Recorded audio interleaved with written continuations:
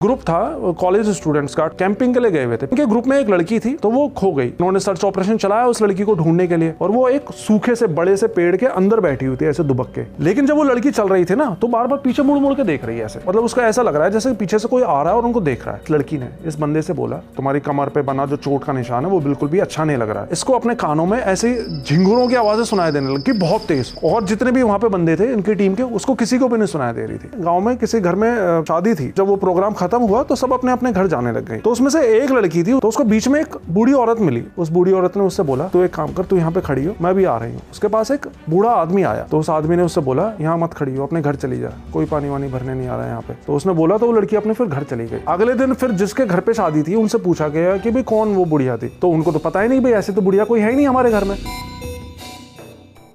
तो दोस्तों, स्वागत है आपका एक और मज़ेदार एपिसोड में। आज का एपिसोड होने वाला है आपके फेवरेट जॉनर का, जो कि है हॉरर। आज हमारे साथ है प्रवीण भाई।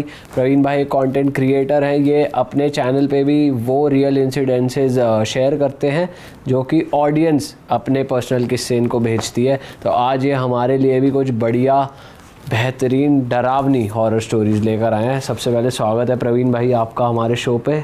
थैंक यू ब्रदर, आपका बहुत बहुत शुक्रिया अपने शो पे मुझे इनविटेशन देने के लिए। और आप बहुत अच्छा कंटेंट क्रिएट कर रहे हो, बहुत सारे आपके फॉलोअर्स हैं, व्यूज़ हैं। हमने सोचा हमारे चैनल के लिए भी आप कुछ बढ़िया हॉरर स्टोरीज ले आओ, हमारी ऑडियंस को बहुत पसंद है। तो बिना किसी देरी के शुरू करते हैं। एक्चुअली मैं पिछले 6-7 सालों से अपने चैनल पर हॉरर स्टोरीज डाल रहा हूँ, और मैं नॉर्मल ऑडियो स्टोरीज डालता हूँ, मतलब फेस कैम मैं नहीं करता हूँ अपनी रिसेंटली मैंने एक नया चैनल स्टार्ट करा है फेस कैम के लिए, लेकिन मैं इतने सालों से ऑडियो स्टोरीज डालता आ रहा हूँ अपने चैनल पे। तो बेसिकली ज़्यादातर जो मैं अपने कंटेंट डालता हूँ अपने चैनल पे, वो मेरे व्यूवर्स की ही भेजी गई स्टोरीज होती हैं, रियल लाइफ उनके एक्सपीरियंसेस होते हैं जो कि उनके साथ में हो रखे होते हैं। ठीक है। तो हालांकि मैं हमेशा अपने व्यूवर्स को बोलता हूँ कि इन सब चीज़ों को जो है एंटरटेनमेंट के तौर पर लो, और हम भी आज के इस एपिसोड में भी जो मैं स्टोरीज सुनाने वाला हूँ, ये भी एंटरटेनमेंट के तौर पे ही हम इन सब चीज़ों को लेंगे। लेकिन फिर भी जब ये चीज़ें जिन लोगों के साथ में होती हैं उनके लिए एंटरटेनमेंट नहीं होता, उन लोगों के लिए तो ये एक नाइटमेयर होता है बिल्कुल। बहुत से केसेस में तो बहुत बुरा भी होता है, मौतें भी होती हैं, और बहुत सारी चीज़ें ऐसी होती हैं। तो आज कुछ स्टोरीज़ मैं आपको अपनी पर्सनल फेवरेट, जो कि मुझे पर्सनली बहुत अच्छी लगती हैं, मैं आपको सुनाने जाता हूँ। और अभी मेरे को लास्ट वीक ही मेरे एक व्यूवर हैं, वो मुस्लिम व्यूवर हैं, तबस्सुम नाम है उनका, उन्होंने अपनी एक स्टोरी भेजी थी। आप नाम ले सकते हो उनका? हाँ, उन्होंने लिख के भेजा अपना नाम। ठीक है। जो कुछ ऐसे व्यूवर्स होते हैं जो कि बोलते हैं कि आप मेरा नाम मत लेना, तो उनका मैं पब्लिकली नाम नहीं लेता हूँ। इन्होंने तो पर्टिकुलर नाम बताया अपना, और भी फैमिली मेम्बर्स के नाम बताया। कहाँ की स्टोरी है ये यूपी की है। अच्छा। हाँ, तो बेसिकली ये लोग यूपी में रहा करते थे, और इनकी ये स्टोरी स्टार्ट होती है 2017 से। ठीक है। 2017 से इवेंट्स होने स्टार्ट होते हैं, लेकिन 2017 से पहले घर भी वही था, फैमिली भी वही थी, सब कुछ वही था, लेकिन सब कुछ नॉर्मल चल रहा था, जैसे कि एक नॉर्मल हमारी किसी की भी लाइफ चलती है। मतलब पैरानॉर्मल रिलेटेड इंसिडेंट्स इनके साथ में नहीं हो रहे थे उस घर में। फिर क्या हुआ, 2017 के महीने में इसकी बड़ी बहन थी, इस लड़की की जिसने स्टोरी भेजी ना, इसकी बड़ी बहन, उसका नाम है शबाना। तो उसने एक लड़की को जन्म दिया, उसको लड़की पैदा हुई। तो डिलीवरी के 1-2 दिन बाद उसकी बड़ी बहन घर पे आ रखी थी, और बेड पे वो छोटी बच्ची लेटी हुई थी, साथ में ये अपनी लेटी हुई थी। तो बाई चांस की बात है कि शाम का टाइम था, और उस टाइम पे कमरे में कोई भी नहीं था। तो शबाना को सामने खिड़की पे एक बिल्ली दिखाई दी। अब बिल्ली तो कई बार दिखाई दे जाती हैं, घरों में घुस जाती हैं, उसमें कोई इतनी बड़ी बात नहीं थी, लेकिन वो पता नहीं क्या हुआ क्या नहीं, उसको वो बिल्ली देख के ये लड़की इतनी ज़्यादा डर गई कि ये बेहोश हो गई। और इसके घर वाले फिर आए, देखा कि इसको तो जो है होश ही नहीं आ रहा है, कुछ रिस्पॉन्ड नहीं कर रही है, तो फिर उसको हॉस्पिटल में लेकर गए वो। अब तब तक तो इसको किसी को पता नहीं था कि इसने बिल्ली देखी है, क्या देखी है, क्योंकि वो बेहोश थी। ये तो बाद में पता चला था कि भी उसने जो है बिल्ली देख ली थी वहाँ पे। तो डॉक्टर के पास लेके गए, हॉस्पिटल में एडमिट करवा दिया इसको। तो 3 दिन तक ये बताते कि ये बंदी वहाँ पे बेहोश पड़ी रही हॉस्पिटल के अंदर। एक पॉइंट पे तो डॉक्टर्स ने भी हाथ खड़े कर दिए थे कि भाई हमें नहीं पता इसके साथ में क्या प्रॉब्लम हो रही है, और हमें नहीं लगता है लड़की बच पाएगी आपकी। हो सकता है डिलीवरी हुई है इसकी जस्ट 2 दिन पहले, इसलिए शायद बॉडी में कोई कमजोरी आ गई, उस वजह से इसको होश नहीं आ पा रहा है। तो फिर भी जैसे तैसे ड्रिप्स वगैरह उन्होंने लगा रखी थी, लेकिन डॉक्टर्स को लग नहीं रहा था कि उसको कुछ होगा। लेकिन इन लोगों को उम्मीद थी कि इनकी बेटी ठीक हो जाएगी, क्योंकि इनको भी पता था कि ऐसा तो कुछ हुआ नहीं है इसके साथ में, तो बिल्कुल ठीक थी, पता नहीं अचानक कैसे बेहोश हो गई। फिर क्या हुआ, तीसरी रात जब ये हॉस्पिटल में एडमिट थी, तो शाम के टाइम पे इसको एकदम से होश आ गया, और इसकी मम्मी जस्ट वहीं पर ही इसके साथ में बैठी हुई थी। अब जिस कमरे में एडमिट थी ना हॉस्पिटल में, वहाँ पे सिर्फ एक ही बंदा साथ में रुक सकता था, और एक के अलावा वो किसी को रुकने नहीं देते। तो इसकी मम्मी साथ में रुकती थी वहाँ पे, और इसके पापा वहीं हॉस्पिटल में ही जो ग्राउंड फ्लोर था वहाँ पे वो अपना रात में सो जाते थे। तो उस टाइम पे इसकी मम्मी थी इसके साथ में। तो ये उठी और अपनी मम्मी से बोलने लगी कि मम्मी मैं बिल्कुल ठीक हूँ, आप एक काम करो, आप मेरे सर के बाल बांध दो। तो इन्होंने, इसकी माँ ने इसके सर के बाल बांध दिए और फिर थोड़ी बहुत देर इन्होंने बातें की आपस में, नॉर्मल हो गई थी बिल्कुल लड़की। और उसके बाद फिर से वो अपना सोने के लिए लेट गई, क्योंकि 3 दिन से बेहोश पड़ी थी, काफ़ी कमजोरी आ गई थी उसकी बॉडी में। तो फिर क्या हुआ, जब वो लेट गई ना, तो इसकी माँ ने सोचा कि यार अब देखो, मतलब वैसे ही इसकी तबीयत ठीक नहीं है, तो मैं एक काम करती हूँ। इसकी माँ ने इसके अंगूठे में अपना दुपट्टा बांध दिया कि एक तो डिलीवरी भी हो रखी थी, कमज़ोर थी वो, कि बाई चांस इसको रात में अगर किसी चीज़ की ज़रूरत पड़े और मैं ना उठूँ तो ये दुपट्टा हिला के कम से कम मेरे को उठा दे, किसी चीज़ की भी ज़रूरत हो। तो उसने दुपट्टा बांध दिया, और दुपट्टा बांधने के बाद वो भी सो गई इसकी मम्मी, और इसके पापा भी अपना थोड़ी बहुत देर आए, बात करी, और फिर वो भी नीचे ग्राउंड फ्लोर पे चले गए अपना सोने के लिए। अब क्या हुआ, रात के करीब 12:30-1 बजे का टाइम होगा, तब तक सारे नर्सेस वगैरह भी अपना स्लीप मोड पे चले जाते हैं हॉस्पिटल्स में। तो 12:30-1 बजे के करीब इसकी मम्मी को अपना हाथ खिंचता हुआ महसूस हुआ। तो और लेकिन पहले तो उसने ध्यान नहीं दिया, लेकिन फिर उसको ना हल्की हल्की गुर्राने की आवाज़ सुनाई दी। तो एकदम से इसने देखा, इसकी माँ ने उठ के, कि ये क्या हो रहा है, हाथ मेरा कैसे खिंच रहा है। तो देखा कि इसकी वो लड़की थी शबाना, वो बेड के ऊपर हवा में फ्लोट हो रही थी। अरे हाँ, वो बिल्कुल हवा में फ्लोट हो रही है वो लड़की। तो ये देखते के साथ ही वो चिल्लाई इसकी माँ, और वो चिल्लाई, और वो हवा में फ्लोट होती हुई तो ना जोर जोर से चिल्ला रही थी और हंस रही थी जोर जोर से। मतलब कि एक जो 100% पोजेशन वाला सीन होता है ना, वो वहाँ पे चल रहा था। तो इसकी आवाज़ सुन के बाकी के जो भी स्टाफ में नर्सेस वगैरह थी, वो भी सब भागते हुए आए वहाँ पे, और उन्होंने देखा कि ये लड़की तो हवा में फ्लोट हो रही, तो वो भी डर के एकदम से पीछे हुई। भाई ऐसी चीज़ में तो कोई भी डर जाएगा। अब क्या हुआ, जब ये सब यहाँ पे चल रहा था ना इस कमरे में, तो इसके पापा जो नीचे ग्राउंड फ्लोर पे सो रहे थे, उनको एक सपना आया। उनको सपने में ये तो नहीं दिखा कि कौन है, लेकिन सपने में किसी ने उनसे बोला कि तू सो क्यों रहा है, जल्दी उठ, तेरी बेटी खतरे में, उसकी जान बचा जाके जल्दी से, बहुत देर हो जाएगी नहीं तो उसको जैसे ये सपना आया इसके पापा को, वो उठे और भागे 3rd फ्लोर पे, लिफ्ट भी नहीं पकड़ी, वो सीधा भागते हुए गए 3rd फ्लोर पे, और अंदर पहुंचे उस कमरे में तो देखा कि वो हवा में फ्लोट हो रही थी उस टाइम पे। तो फिर उन्होंने जल्दी से जाके उस लड़की का अपना हाथ पकड़ लिया। हाथ पकड़ते के साथ ही वो लड़की नीचे बेड पे गिर गई, और बेड पे गिरी, तो बेड पे जब वो गिरी ना, तो गिरते के साथ ही वो इसके अपने पापा को देखने लगी लड़की, गुस्से से, लाल आंखें, आज तूने इसे बचा लिया, नहीं तो आज इसको मैं अपने साथ ले जाता। मतलब ये बात वो लड़की बोल रही है, लड़की नहीं बोल रही, जो भी उसके अंदर एंटिटी थी उस टाइम पे, आवाज़ भी चेंज हो रखी थी उसके, आदमी की किसी की आवाज़, उस लड़की की आवाज़ नहीं। और सोने से पहले इसकी माँ ने उसके बाल बांधे, तो सब बाल सब उसके खुल गए। तो इसके बाद फिर मतलब उसने ये बात बोली, और उसके बाद वो थोड़ा सा नॉर्मल हो गई लड़की। फिर इन्होंने, इसके पेरेंट्स ने डॉक्टर से पूछा, भाई ये सब क्या हो रहा है, क्या हो गया है इसको, लड़की को। तो डॉक्टर्स ने भी हाथ खड़े कर दिए, भाई देखो हमें नहीं पता ये क्या हो रहा है क्या नहीं, लेकिन इसका इलाज हम नहीं कर सकते हैं, आप इसको किसी बाबा को दिखाओ, ये मेडिकल से रिलेटेड इसको प्रॉब्लम नहीं है, इसको कुछ और ही दिक्कत है। तो उसके बाद फिर वो लड़की नॉर्मल हो गई, होश में भी आ गई, लेकिन इन्होंने अगले 2-3 दिन तक उसको हॉस्पिटल में एडमिट रखा। अब ये इनके साथ में ना पहली बार इस तरीके की चीज़ हुई थी, इससे पहले इनको पैरानॉर्मल कोई प्रॉब्लम नहीं हुई थी। तो उन्होंने ये बात अपने रिश्तेदारों वगैरह को पहुंचाई। ये जो लड़की थी, इसकी नानी के घर में भी फ़ोन करके इन्होंने बताया कि भाई ऐसा ऐसा हुआ है शबाना के साथ में, आप किसी को पता करो, कोई बाबा मिले तो उससे पूछो इसको क्या हुआ है।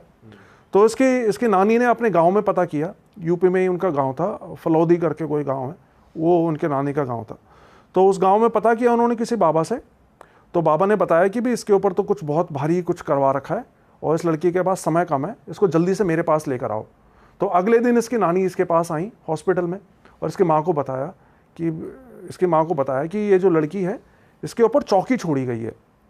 तो बेसिकली चौकी क्या होता है, चौकी एक इस तरह का ब्लैक मैजिक होता है जिसमें कि विक्टिम की 40 दिनों के अंदर मौत हो जाती है। अच्छा। और फैमिली को यही लगता रहता है कि इसको कोई बीमारी हो गई है, बीमार चल रहा है, और इलाज देंगे तो ठीक हो जाएगा, लेकिन 40 दिनों के अंदर, मतलब ये नहीं कि 40 दिन ही खींचेंगे, 40 दिन तो मैक्सिमम है, 40 दिन के अंदर अंदर उसकी डेथ हो जाती है विक्टिम की।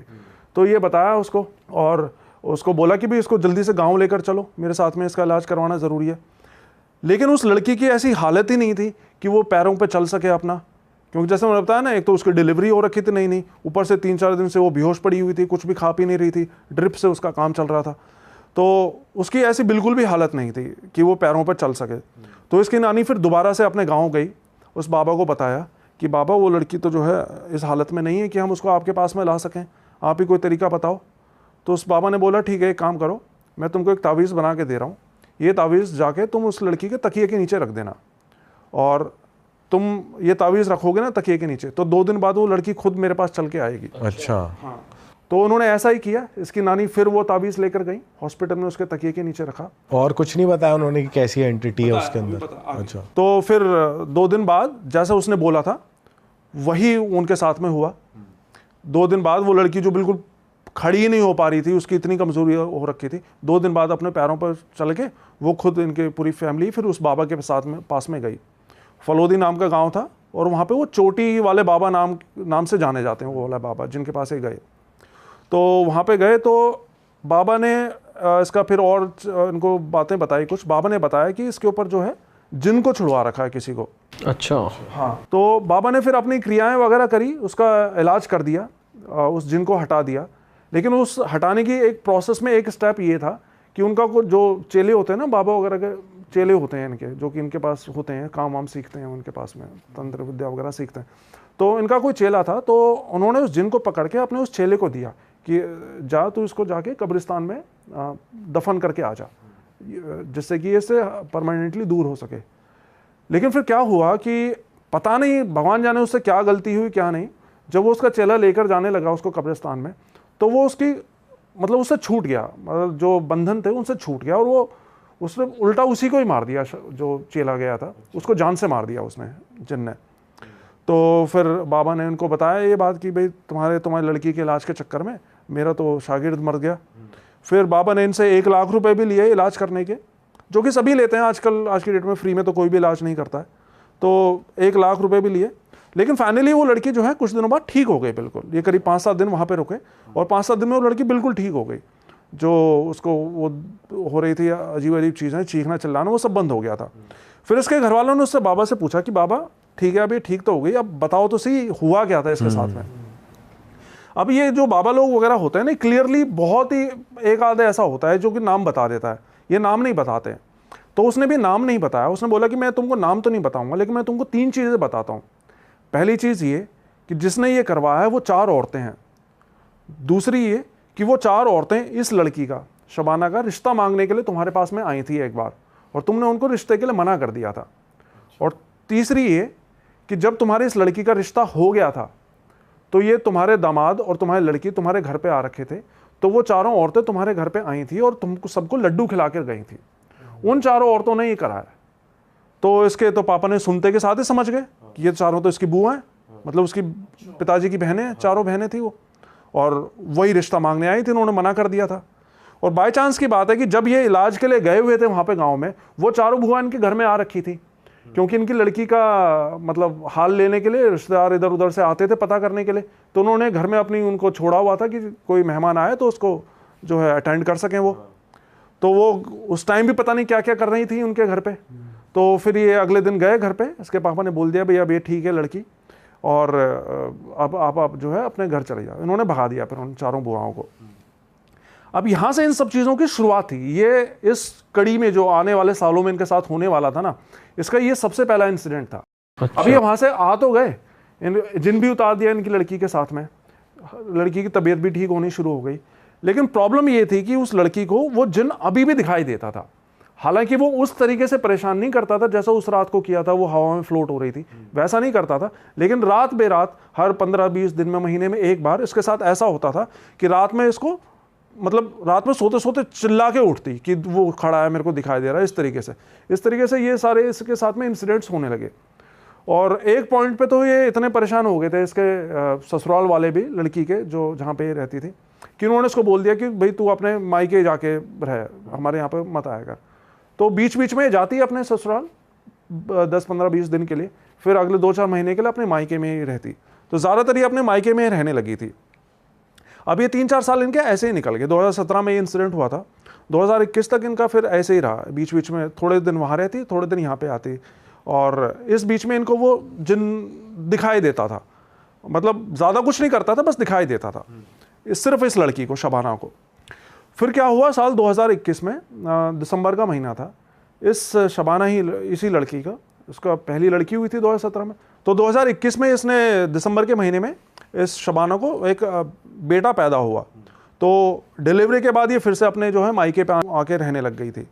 अब वो बच्चा 2-4 दिन का ही था, तो 2-4 दिन बाद इसकी एक कज़न थी जो उसकी बुआ की लड़की थी, उसी बुआ की लड़की जिसने इसके ऊपर कभी कुछ करवाया था, मतलब 4 साल पहले। तो वो बुआ की लड़की इनकी इतनी बोलचाल नहीं थी उससे, उसकी बुआ की लड़की से। तो एक दिन वो अचानक से बिना बताए और बिना प्रायर को इंटीमेशन दिए इनके घर पे आ गई शाम के टाइम पे। तो इनको देख के बड़ी हैरानी हुई कि ये कहाँ से आ गई एकदम से। और वो ना विधवा थी, उसका हस्बैंड नहीं था, उसका हस्बैंड मर रखा था और उसका बेटा 15 साल का था। और वो लोग ना गाँव में अकेले रहते थे, गाँव में अकेले रहा करती थी वो औरत। लेकिन फिर पता चला कि गाँव से भी उसके ससुराल वालों ने उसको भगा दिया कि तू यहाँ पे उल्टे सीधे काम करती है, तू यहाँ से चली जा, भाग जा। तो वो वहाँ से फिर इनके घर में आ गई।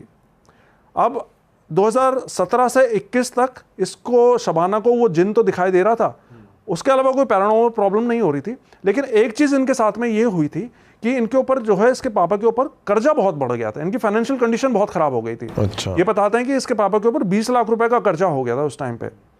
तो वो इसके बुआ की लड़की इनके घर पे आई, तो उसने बोला कि बातों बातों में उसको पता चला कर्जा हो गया है। तो उसने बताया कि मैं आपको एक इलाज बताती हूँ, उससे जो है आपकी जितनी भी समस्या है ना सारी ठीक हो जाएंगी, आपका कर्जा भी उतर जाएगा, इस लड़की को जो दिखता है वो भी ठीक हो जाएगा, सब कुछ घर में बरकत होने लगेगी, सब कुछ ठीक हो जाएगा। उन्होंने बोला क्या? तो उसने बोला कि आपको ना अपने घर पे एक दिया जलाना होगा। तो दिए की बात सुन के इसके पापा ने साफ मना कर दिया कि नहीं, हम नहीं जलाएंगे दिया। तो अगले 2-4 दिन तक वो खूब इनको बोलते थे कि आप एक दिया जलाओ, सब कुछ ठीक हो जाएगा, मैं आपका सब कुछ ठीक करवा दूंगी, मैं आपको वादा करती हूँ, गारंटी देती हूँ, सब ठीक हो जाएगा। लेकिन ये नहीं माने, इन्होंने दिया नहीं जलाया अपने घर में। फिर इनका जो घर था ना, वो घर 3 मंजिल का घर था, जो सबसे ग्राउंड फ्लोर था, वहाँ पे तो ये लड़कियाँ रहती थी, इनकी मम्मी उसके पापा वगैरह सोते थे।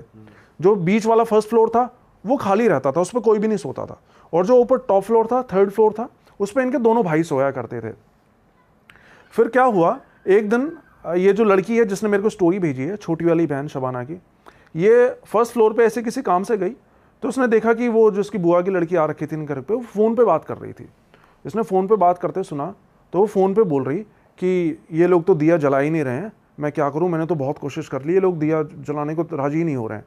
तो दूसरी तरफ से जो लड़का था वो बोला कि चाहे कुछ भी कर, इनसे दिया जलवाना पड़ेगा तेरे को।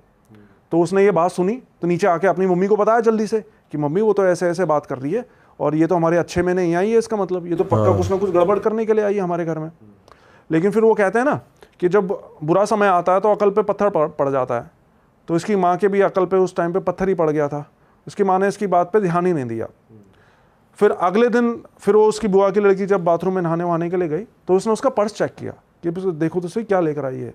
तो पर्स में इतने सारे ताबीज़ों का गुच्छा उसके पर्स में। अच्छा। तो उसने अपनी मम्मी को दिखाया भी वो बाकायदा कि मम्मी ये देखो, इसके ये तो क्या क्या चीज़ें लेकर घूम रही है और ये हमारे घर में लेकर आई है, ये सब चीज़ें, आप इसको क्यों नहीं भगा रहे हो, ये क्यों इसको घर में रखा हुआ है। लेकिन इसकी मम्मी तब भी नहीं मानी।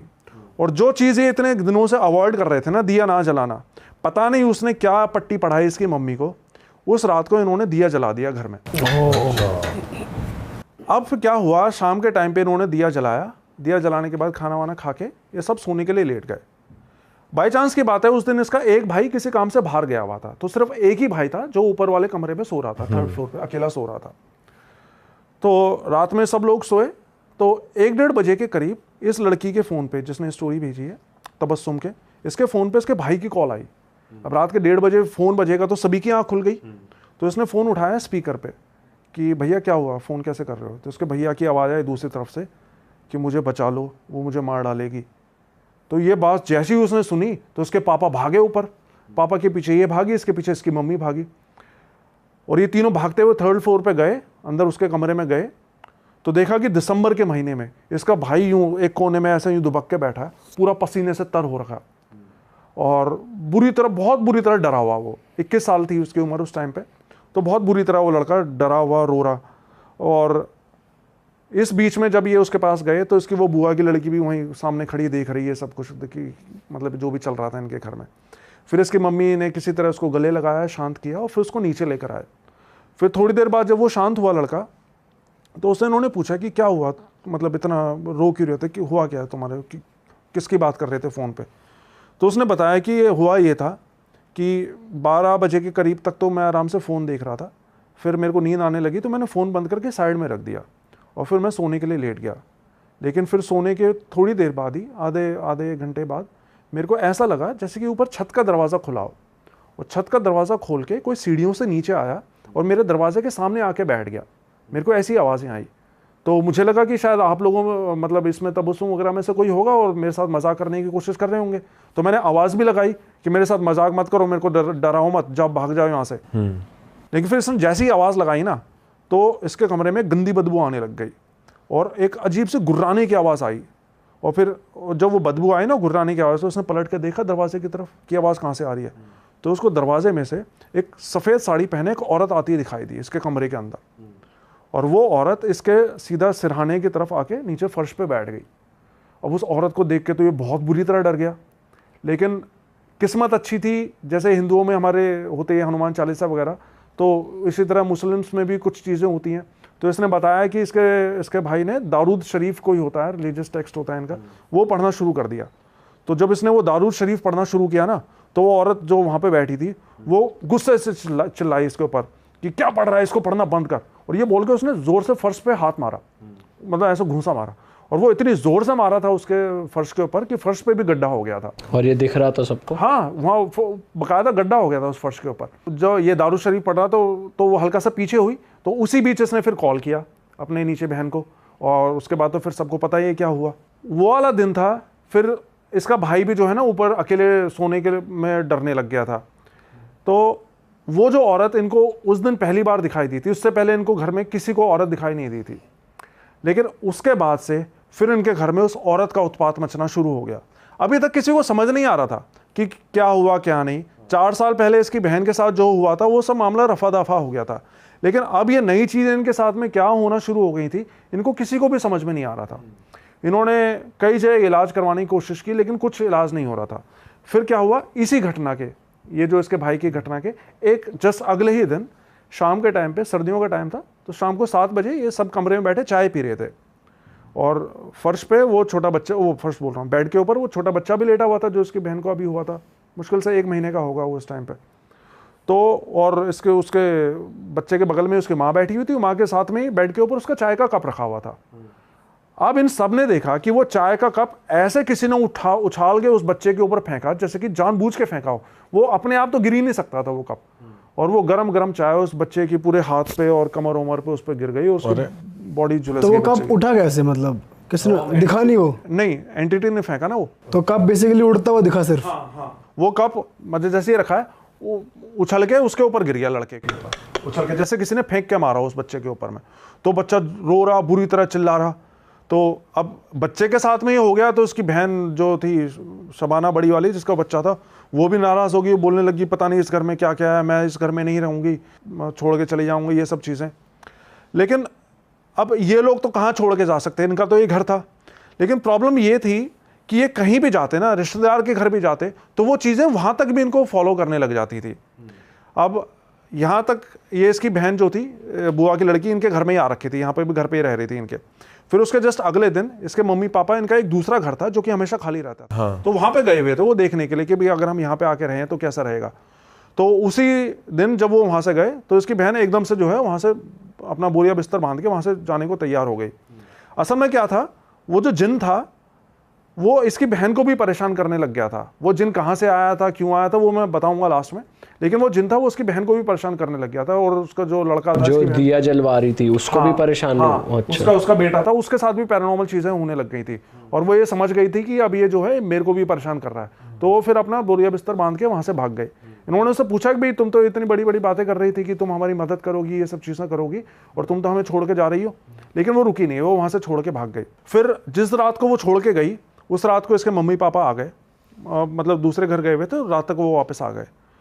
फिर उसी रात को इनके साथ में एक और चीज़ हुई। रात को जब ये सो रहे थे तो 2 दिन पहले जो इनके साथ में घटना हुई थी ना, उसके बाद से क्या करते थे, बच्चों को बीच में सुला लेते थे, और दोनों जो मेल मेंबर्स होते थे वो तो बेड पे सो जाते थे, और जो जितनी भी लेडीज़ थी वो सारे नीचे फर्श पे लेट जाती थी। तो ये लड़की, इसकी बहन और उसकी मम्मी कोनों में लेट जाती थी, और दोनों बच्चे बीच में लेटा लेते थे। तो अब रात में क्या हुआ, रात में लेटे लेटे सब सो गए थे, तो इसका जो छोटा बच्चा था, वही 1 महीने, जिसकी 1 महीने पहले हुआ था, वो ज़ोर ज़ोर से रोने लग गया। तो इसकी माँ उठी, उसकी मम्मी उठी और उसको अपना दूध पिलाने लग गई कि भाई दूध के लिए रो रहा होगा।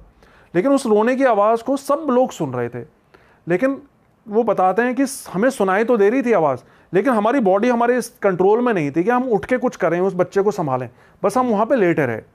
तो वो लेकिन इसकी बहन उठ गई, उसके बच्चे की मम्मी उठ गई, वो दूध पिलाने लग गई। अब वो जब दूध पिला रही थी ना, तो उसकी मम्मी, मतलब इस बच्चे की नानी, वहीं बगल में लेटी हुई थी। तो उसकी माँ की नज़र पड़ी उसके साथ में, तो लेटे लेटे उसने एकदम से यूँ आँख खोल के देखा अपनी उसको लड़की को दूध पिलाते हुए, और उसकी आँखें बिल्कुल लाल, और वो आँखों वैसे ही लेटे लेटे ही बोल रही है, ये बच्चा मेरे को दे दे। और इतना बोल के वो उठी और उस बच्चे को छीनने लग गई उससे बुरी तरह। अच्छा। और फिर चिकम चिल्ली हुई, तो फिर जो आसपास के जितने भी सब लोग सो रहे थे, जो उठ नहीं पा रहे थे, वो भी फिर एकदम से उनकी भी अपना कंट्रोल आया बॉडी पे, और उन्होंने बच्चे को किसी तरह से बचाया। फिर थोड़ी देर बाद जो इसकी मम्मी थी वो भी नॉर्मल हुई। फिर इसकी मम्मी से पूछा इन्होंने कि मम्मी आपको क्या हो गया था, क्यों खींच रहे थे बाबू को? तो उसकी मम्मी ने बताया कि एक्चुअली मैं तो जो है आराम से सो रही थी, मैं यूँ हाथ करके यूँ सो रही थी, क्योंकि ये लाइट जला के सोते थे, डरते थे, तो यूँ सो रही थी ना मुंह पे हाथ रख के। तो सामने से ऐसे यूँ आंखों के सामने से इसको एक कह रही है, मेरे को एक बूढ़ी औरत कमरे में चलती दिखाई दी, और वो बूढ़ी औरत यूँ ऐसे झुक रखी थी और उसने एक कमर पे हाथ रखा हुआ था, मतलब जैसे एक प्रॉपर बूढ़ी औरत चलती है, और उसके इतने छोटे छोटे बाल थे और वो खड़े हो रखे थे बिल्कुल बाल, और वो चलती हुई आई, मेरे सर तक आई, और वो मेरे मुंह के अंदर घुस गई। और उसके बाद मुझे कुछ भी याद नहीं कि मेरे साथ में क्या हुआ। तो मुंह के अंदर घुस गई, मतलब इसको पॉसेस कर लिया उसने, और फिर वो बच्चा खींचने लग गई।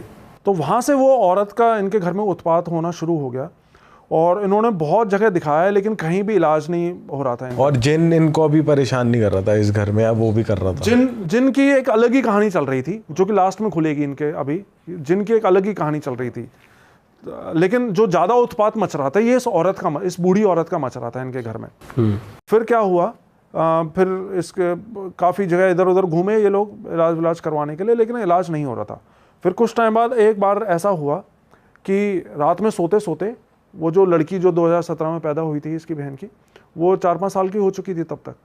तो रात में सोते सोते एकदम से वो लड़की उठी और अपनी मम्मी से बोली कि मेरे को अपनी मम्मी के पास जाना है, दरवाज़ा खोलो। तो उसकी मम्मी बोली, अरे सो जा, तेरी मम्मी तो मैं ही तो हूँ, तू सो जा, मैं तेरे पास ही हूँ। उसने सोचा भाई नींद में शायद बच्ची सपना अपने देख लिया होगा, कई बार बच्चे करते हैं ऐसे हरकतें। तो उसकी मम्मी ने बोला सो जा, मैं यहीं हूँ, आराम से सो जा। लेकिन वो बोली कि नहीं, तू मेरी मम्मी नहीं है, मेरी मम्मी तो दरवाजे के बाहर खड़ी है, मेरे को आवाज़ दे के बुला रही है, मेरे को उसके पास जाना है। और इतना बोल के लड़की चलती हुई जाने लगी और दरवाज़ा खोल के बाहर की तरफ जाने लगी। तो ये पीछे से भाग के उसको पकड़ के लेकर आए और अंदर लाके उसको समझाया कि बेटा कुछ नहीं है, तेरी मम्मी यहीं है, और लाके उसको सुला दिया लड़की को, मतलब लिटा दिया। फिर से छोटी बच्ची थी तो वो दोबारा से सोने के लिए लेट गई, लेकिन सोने के उसको 10 ही मिनट हुई थी कि वो एकदम से फिर चिल्लाती हुई उठी कि मतलब बोल रही कीड़ा है यहाँ पे, कीड़ा है, कि इस कीड़े को हटाओ यहाँ से। तो वहाँ पे कीड़ा तो कोई था नहीं। हाँ। तो इनको लगा कि शायद सर के बाल इसने देख लिए होंगे और उससे डर गई होगी। तो इन्होंने फिर नीचे फर्श से उठा के उस बच्ची को ऊपर बेड पे लेटा दिया। अब बेड पे लिटाने के बाद में इसको 15-20 मिनट हुई होंगी सोते हुए, ये फिर से उठी चिल्लाते हुए और फिर से बोलने लगी, अपने पैर मारने लगी बेड के ऊपर कि कीड़े हैं मेरे पैरों पे, कीड़े हैं। मतलब कहने का मतलब कि इस बच्ची को हर जगह कीड़े ही कीड़े नजर आ रहे थे, जो कि एक 100% पैरानॉर्मल इफेक्ट का इशारा था कि कुछ लोगों को पैरानॉर्मल हो रहा था इस लड़की के साथ में। तो बड़ी मुश्किल से ये बताते हैं कि वो वाली रात थी जो कि वाकई में जिसको बोलते हैं काली रात थी, वो रात इन्होंने उस रात देखी थी। फिर रात में ही इन्होंने, इनकी बुआ का एक लड़का है इमरान करके, हरियाणा में कहीं रहता था वो, तो इसकी बुआ ने तो उनके साथ में करा था, लेकिन उस लड़के के साथ में इनका अच्छा रिलेशन था, वो लड़का अच्छा था। तो इसकी माँ ने उसके पास में, इमरान के पास में कॉल किया कि इमरान तू आ जा, हमें बचा ले, हम नहीं तो बच नहीं पाएंगे। तो ये इमरान गया इनके पास में, सुबह 7 बजे इमरान इनके पास में पहुंच गया और इनको अपने घर में ले गया। वहाँ पे हरियाणा में कहीं था, गांव का नाम नहीं बताया उन्होंने कहाँ रहता था। तो वहाँ पे गए तो वहाँ पे कोई ना ये हुआ करता था, बाबा हुआ करता था, बहुत माना हुआ कोई बाबा हुआ करता था। तो वो अगले दिन फिर उनको वहाँ पर लेकर गया उस बाबा के पास में। लेकिन वहाँ पे जाने पे क्या हुआ, ये जैसे ही उसके घर में एंटर हुए ना, तो उसने अंदर बैठे बैठे ही उनको डांट दिया कि अब क्यों आए यहाँ पे, तुमने आने में बहुत देर कर दी, तुम्हें क्या लगता है वो जिन तुम्हारे घर से चला गया है? पीछे मुड़ के देख, वो अभी भी तुम्हारे पीछे खड़ा हुआ है और वो अब तुम्हारा पीछा नहीं छोड़ने वाला है। अच्छा, पहले ही बोल दिया उसने। हाँ, उसने घुसने के साथ ही बोल दिया उसके साथ में, क्योंकि इनको दिख जाती हैं चीज़ें, हमें तो नहीं दिखती कौन है कौन नहीं। उसको दिख गया कि वो जिन तो अभी भी इसके पीछे लगा हुआ है। तो इन्होंने उससे रिक्वेस्ट की कि जी आपको तो इतना कुछ पता ही है ये सब चीज़ कि इनके साथ हमारे साथ जिन लगा हुआ है, तो आप ही कुछ करो। उसने बोला नहीं, इसका कुछ नहीं कर सकता, तुम चले जाओ यहाँ से, मुझे अपनी जान बहुत प्यारी है, तुम चले जाओ यहाँ से। तो उसने भी इलाज नहीं किया, वो भी फिर भाग गया वहाँ से। फिर इनको जो है ना वहाँ पे आसपास किसी एक मुल्लानी का पता लगा। मतलब मुल्लानी मतलब फीमेल जो इलाज करने वाली होते हैं। ये क्या होता है, कुछ पढ़ के दुआ वगैरह पढ़ के उसको फूंक मार के वो इलाज करा करती थी। तो वो उसके पास गए उस बच्ची को लेकर, छोटी बच्ची, क्योंकि उसको अभी भी कीड़े वीड़े दिखाई देते थे और डरती थी रात में बहुत ज़्यादा। तो उस बच्ची को लेकर गए रात में, तो उसने उसके ऊपर दम वगैरह किया और उसके बाद अपने वापस घर आ गए। उस मुल्लानी ने इनको बोला था कि आज मैं दम कर देती हूँ, कल वापस इसको मेरे पास में ले आना, कल मैं कुछ और इसका पक्का इलाज कर दूंगी। तो उस रात को जब ये आए घर में तो बिल्कुल अच्छे से सो गई लड़की, बिल्कुल डरी नहीं और उसके साथ में कुछ भी गड़बड़ नहीं हुई। तो फिर अगले दिन जब ये उसके पास में गए ना मुल्लानी के, तो उसने भी वही किया। उसने इनको घर में ही नहीं घुसने दिया। इसने बोला कि तुम्हें पता है जो मैंने तो तुम्हारी लड़की की मदद करी थी, उस चीज़ ने कल पूरी रात मेरी लड़की को सोने नहीं दिया। मेरे को अपनी लड़की की जान बहुत प्यारी है, मैं तुम्हारा कुछ नहीं कर सकती, तुम जाओ यहाँ से। तो उसने भी इनको भगा दिया घर से। अब ये बेचारे, मतलब बड़ी वाली लड़की के साथ में तो जो हो रहा था, लेकिन वो तो बड़ी थी, वो तो फिर भी झेल जा रही थी। लेकिन छोटी बच्ची के साथ में इतनी सारी चीज़ें हो रही थी, ये इनके लिए बहुत बड़ी परेशानी बन रही थी और इलाज करने वाला कोई मिल नहीं रहा था। फिर इनको कहीं से कोई बाबा मिला। वो बाबा ऐसा था कि उसने इनसे बोला कि तुम मेरे पास 7 कुओं का पानी लेकर आओ। तो उन्होंने 7 कुओं का पानी वहाँ पर लेकर गए और किसी तरह उस बाबा ने इनका इलाज कर दिया। और वो लड़की जो थी जिसको वो कीड़े वीड़े दिखाई देते थे, वो बिल्कुल ठीक हो गई उसके बाद में, ठीक है। लेकिन उस बूढ़ी औरत का उत्पात जो है ना अभी भी इनके घर पे मचा ही रहता था। आए दिन इनको दिखाई दे जाती, कभी किसी के अंदर घुस जाती, कभी किसी को दिखती, कभी कुछ, मतलब ये सब चीज़ें इनके साथ में जीना हराम इनका हो रखा था। तो फिर इनके पेरेंट्स ने एक पॉइंट के बाद में ये फैसला किया कि हम जो है बड़ी वाली लड़की को तो इन्होंने अपने ससुराल भेज दिया कि तो अपने ससुराल जाके रहे, और जो इनकी छोटी वाली लड़की थी और जो दोनों लड़के थे उनको भेज दिया इनके नाना के यहाँ पे कि तुम जाके वहाँ पे रहो। और अब ये दोनों मम्मी पापा ही उस घर में रहने लगे थे। फिर इनके नाना के वहाँ पे ना इनको एक हाजी साहब मिले। हाजी होते हैं जो कि हज करके आ रखे होते हैं, उनको हाजी बोलते हैं।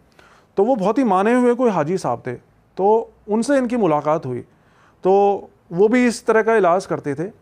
तो उनके पास जाके इन्होंने ये सारी बातें बताई कि हमारे साथ में ये सब चीज़ें हो रही हैं।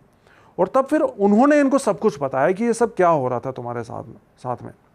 उन्होंने ये बताया कि तुम्हारे जो दादा थे, मतलब कि ये जिसने स्टोरी भेजी है, इस लड़की के दादा जो थे वो सिपली आलमगार हुआ करते थे। सिपली आलमगार बोलते हैं, जो कि ये जिन और जादू टोना, ये ब्लैक मैजिक वगैरह का इलाज करते हैं, भूत प्रेतों का इलाज करते हैं, इन सब चीज़ों का इलाज करते हैं। तो वो ये वाला काम क्या करते थे तुम्हारे दादा। और तुम्हारे दादा एक पीर साहब को भी बहुत मानते थे, और वो पीर बाबा तुम्हारे दादा से बहुत खुश रहा करते थे और तुम्हारी मदद भी करते थे तुम्हारे दादा की। और इस काम के लिए, ये भूत प्रेतों को हटवाने के लिए, तुम्हारे दादा ने एक जिन रखा हुआ था अपने घर में बांध के, जो कि तुम्हारे मदद करता था तुम्हारे दादा की। और उन्होंने ये सोचा था तुम्हारे दादा ने कि जब मैं मरूंगा, जब मेरी समय आएगा मौत का, तो मैं उसको या तो छोड़ दूंगा जिनको, मतलब उसको कैद से हटा दूंगा, या अपने घर वालों को बता दूंगा उसके बारे में। लेकिन फिर क्या हुआ, उसको अचानक से एक रात उसके दादा को हार्ट अटैक आया और रात में सोते सोते उसकी डेथ हो गई। मतलब कि जो उन्होंने सोचा था वो कर नहीं पाए, पहले ही उसकी डेथ हो गई उसके दादा की। और वो जो जिन था उसके बारे में इनके घर में किसी को भी नहीं पता था कि वो जिन है इनके घर में, सिर्फ इसके दादा को पता था।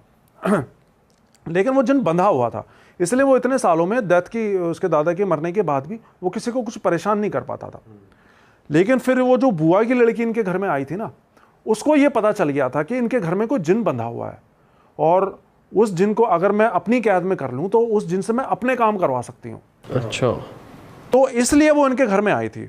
और उस जिन को काबू में करने के लिए, अपने काबू में करने के लिए, उसको एक जवान लड़के की बलि लेनी थी। और जवान लड़का इस लड़की का वो भाई था जो 3rd फ्लोर पे सो रहा था उस रात को। तो वो इनके घर में उसको जिन भी मिल गया और बलि के लिए जवान लड़का भी मिल गया। लेकिन उस लड़के की किस्मत अच्छी थी, वो जो बूढ़ी औरत आई थी वो उस लड़के की बलि लेने के लिए आई थी, उसको भेजा गया था इसकी जान लेने के लिए। लेकिन उस लड़के की किस्मत अच्छी थी कि उसने रात में दारू शरीफ वगैरह पढ़ लिया, तो वो बूढ़ी औरत उसकी जान ले नहीं सकी। लेकिन इस प्रोसेस में हुआ ये कि वो बूढ़ी औरत भी उस घर में फंस के रह गई और वो जिन भी कैद से तो छूट गया लेकिन इसके भी बस में नहीं आया। तो अब उस घर के अंदर वो जिन और उसकी पूरी फैमिली भी रहती थी, वो बूढ़ी औरत भी रहती थी, और इसके अलावा एक आदमी का और प्रेत रहा करता था। वो किसी को नहीं पता वो प्रेत कौन सा था। 3 थे टोटल। हाँ, मतलब उस जिन की पूरी फैमिली, ये बूढ़ी औरत जो कि इनको सबसे ज़्यादा परेशान करती थी, और ये क्या एक प्रेत और एक और कोई प्रेत रहता था। उसके बारे में किसी को नहीं पता वो प्रेत कौन था, कहाँ से आया था, किसने भेजा था। तो इतना था। तो उन्होंने उनसे बोला कि इसका फिर अब हम क्या करें, क्या इलाज हो इसका, क्योंकि इनके तो खाने के लाले पड़ रखे थे, कुछ भी मतलब बहुत बुरी हालत इनकी हो रखी थी।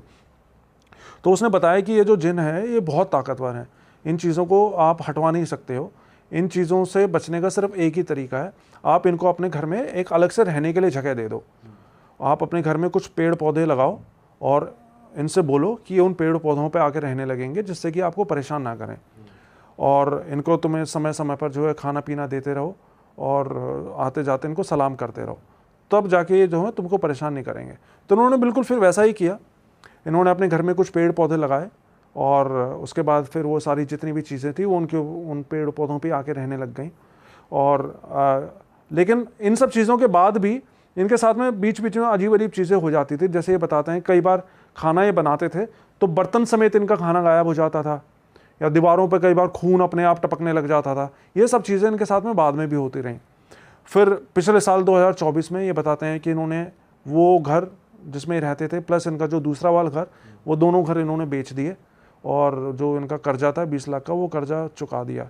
और जिस लड़की ने ये स्टोरी भेजी थी इसकी भी 2024 में शादी हो गई। लेकिन अब भी उस घर में कोई भी आता है ना तो एक रात से ज़्यादा टिक नहीं पाता, रात में ही उसको वहाँ से भागना पड़ जाता है। और जो घर के पड़ोसी हैं ना वो बताते हैं कि आज भी उस घर से, अब उस घर में कोई नहीं रहता, लेकिन आज भी उस घर से इन लोगों के बातें करने की आवाज़ें आती हैं। जैसे जब इनकी फैमिली रहा करती थी ना, आपस में एक दूसरे को आवाज़ें देते थे, बातें करते थे, सेम वही आवाज़ें आज भी इनके घर से आती हैं। Oh shit. तो ये थी ये पूरी स्टोरी कि भाई वो जिन कहाँ से आया था, वो बूढ़ी औरत कहाँ से आई थी। और वो जो एक और प्रेत था उसने ज़्यादा परेशान नहीं करा, जो एक और थर्ड एंटिटी? नहीं, सबसे ज़्यादा तो जिन भी इनको इतना परेशान नहीं करता था, वो बूढ़ी औरत जो आई थी ना उसकी बलि लेने के लिए, वो इनको सबसे ज़्यादा परेशान करता। और जहाँ पे गए थे वहाँ पे इनके साथ साथ जिन और वो नहीं जा पाए? नहीं, वो उस पेड़ के ऊपर ही रहने लग गए थे, वो पेड़ के ऊपर ही वहीं पर रहने लग गए थे, आते जाते उसको सलाम करते थे। तो फिर उन्होंने परेशान करना छोड़ दिया था। बस वो यही सब चीज़ें होती थी कि भाई बर्तन समेत खाना गायब हो जाना और बर्तनों में खून आ जाना एकदम से।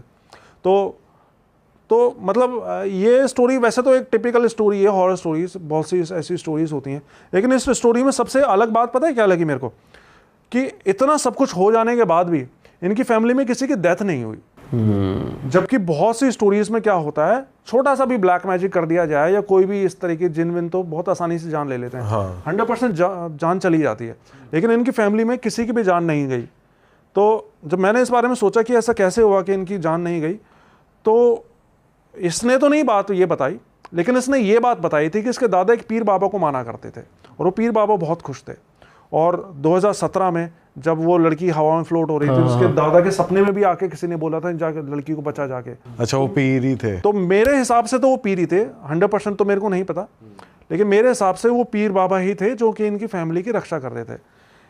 कहने का मतलब कि मेरा ये मानना है कि इस तरह की जो चीज़ें होती हैं, एंटिटीज़ होती हैं जो कि हमें नुकसान करने की कोशिश करती हैं ना, तो उसके साथ साथ ऐसी एंटिटीज़ भी होती हैं जो कि हमारी रक्षा भी करती हैं।